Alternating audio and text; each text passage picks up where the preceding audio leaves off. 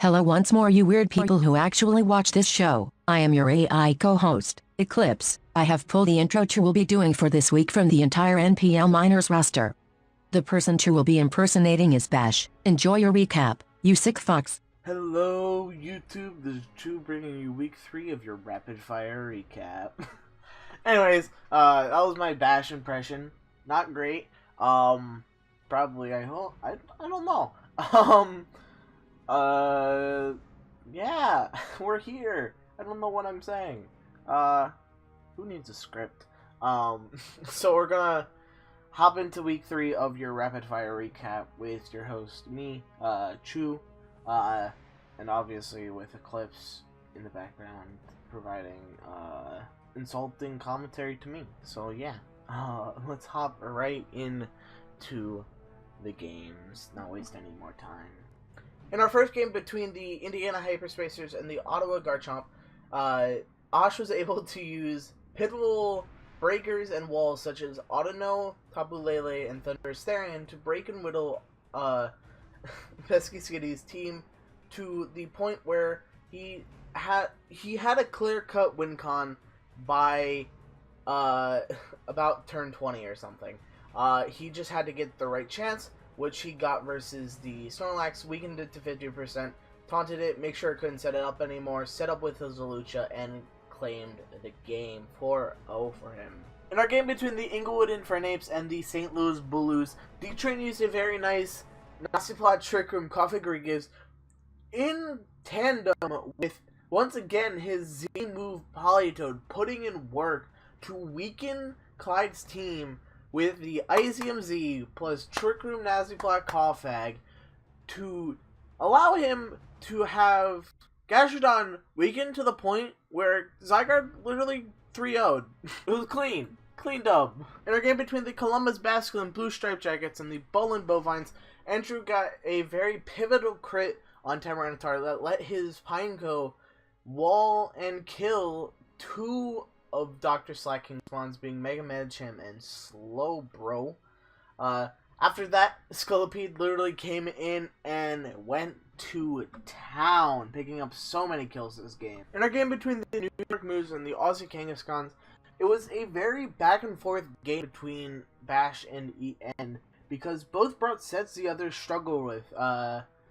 EN brought his rest Volcanion, and Bash just really had his defenses on point with Suicune plus Sylveon. EN struggled with that as well, so what ended up saving Bash from a pretty stally game with Rest Volcanion was the weakening of Volcanion and positioning himself with sleep turns on it to come in with his Blazeflon, weaken EN's team, and clean with a very, very nice HP Fire Scizor, taking this game 2-0 for him. In a very nice game for both coaches. I definitely enjoyed this game a lot. In our game between the Salem Kaiser Volcanion and the Linpool, BM brought a very nice offensive team that Horus seemed to really struggle with. Mons such as Mew, Keldeo, Zoroark, Mega Arrow really just were too much for Horus to handle. BM brought a very nice Z-Rain Keldeo with HP Grass for the Seismitoad. What ended up winning BM this game was a very nice Scarf Zoroark that cleaned up the rest of the game for him, and very nice 2-0 victory. In our game between the West Virginia Meteors and the San Antonio Spars, Will brought a lot of very nice sets. Rocky Helmet, Mesprit was very nice to bring. HP Grass Charizard was fucking fire. And Will made a lot of very nice plays, although in the end, he just struggled way too much with Rotom Heat, and that had ended up being the downfall of him. Even with a lot of his very nice and offensive plays that got him into a good position, Rotom Heat was always just still there, and he couldn't break it no matter how hard he tried. In our game between the North Carolina Tyranitar Hills and the New Bern Rockruff, Parker was able to overcome a self-proclaimed bad matchup through hacks and interesting sets such as HP Bug Nihilego and the Will-O-Wisp Hex Rotom, What ended up winning this game for him was a sub SD Garchomp that burned a Celesteela, which activated his Salac Berry, taking a nice 4-0 victory for him.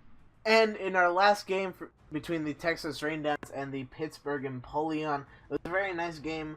Lux brought some very nice sets with the Lumberry, Subroost, Coco, but Scrappy 10 used a lot of his defensive mons to whittle down Lux's team, and then he used Cart as a very nice revenge killer, basically telling Lux, hey, I'm a threat, pick a sack right now. And that was completely how this game was played. Lux would kill him on, Cart would come right out and be like, hey, you sack him on to me right now.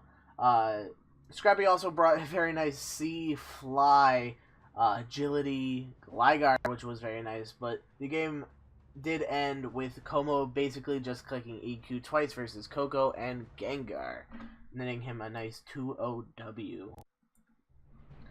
Last but not least, let's go over your minor schedule for week number 4.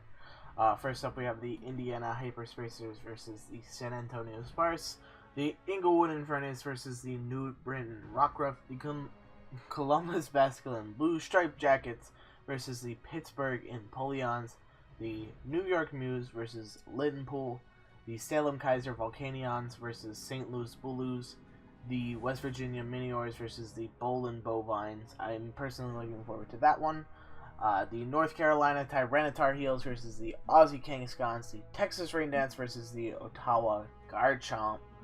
And that's it for your Week 3 Rapid Fire recap. Look forward to your Week 4 games, ladies and gentlemen, and I'll see you next time.